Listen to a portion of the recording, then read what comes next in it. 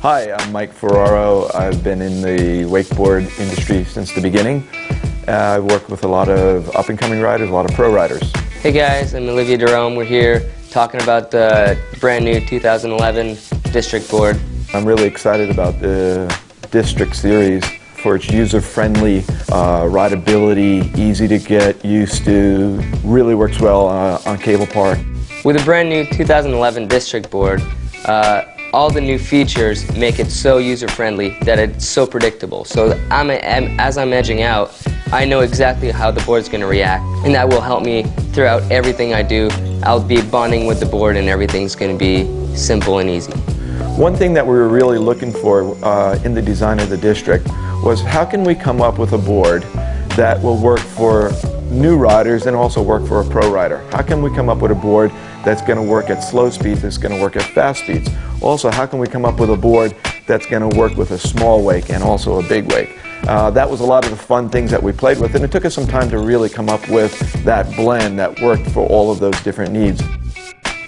Okay, three-stage. What are some of the really fun things with a three-stage rocker? The most about a three-stage rocker is really how it takes off the wake. The poppiness of a three-stage rocker really gives you that straight-up pop. A lot of people like how the board pushes up into you. How could we take that to the next level? What we wanted to do was, we wanted still that abrupt pop, but we wanted to add a little float to it. So what we did was, we played around with how we shaped the three-stage in relation to the rider's stance, and then also how width came into play with mellowing out the abrupt pop so you get more of a floaty abrupt pop.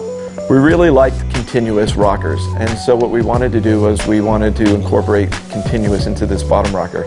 The speed of a continuous rocker really helps me set an angle and edge all the way through the wake, and then keeps the line tension throughout the whole trick and as well in the landing, so that I can keep drifting all the way out and not have too much of a hard impact landing. So what we did was we blended outside of the three-stage, which is in the center, we blended continuous so the board could carry speed through the wake and also through the landings for a softer landing. We added for stability traction channels, and we have 6 of them. We have 2 in the center, and then we have 2 in the tip and 2 in the tail. With the traction channels, I just felt like the board really kept me on the surface and kept me going to the outside so that I could really figure my way out and get back into the next trick. And what these traction channels do is they give you stability when you're pushing off the wake, but also if you land a little tail heavy, you still get a little more stable feel. In the tip and the tail, the traction channels are out wider.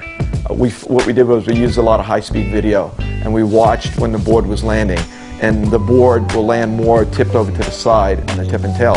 We're in the center of the board. As the board comes down, it comes out a little bit more flatter, and so we run them a little bit narrower. So what we found is just a more stable ride. The bevel in the center of the board tapers down into a really sharp bevel. And what we played a lot with was where that blend happened. So we go from that rounded radius bevel into a real sharp bevel, but we blended it right at your feet. And so what we found is it really gave it a super clean edge. I can use a progressive edge and feel the board really roll from the flat to the steeper rail part of the board so that I can carry that speed and angle all the way into the wake and up in the air into my next trick. Finding that blend, and we do another thing, we blended it through the stance, allows that to happen. So it doesn't take a real aggressive move to set a progressive edge. My first ride on the production model was quite interesting. I didn't have to really get used to the board. It kind of like, it got used to my riding. I didn't have to figure out how I was going to edge and the speed and all. I just had to do my own thing, and the board followed me through everything. You're with Olivier Derome, and this is the 2011 District Board. If you want a board that is not stereotyped for any kind of riding style, well, this is the right board for you.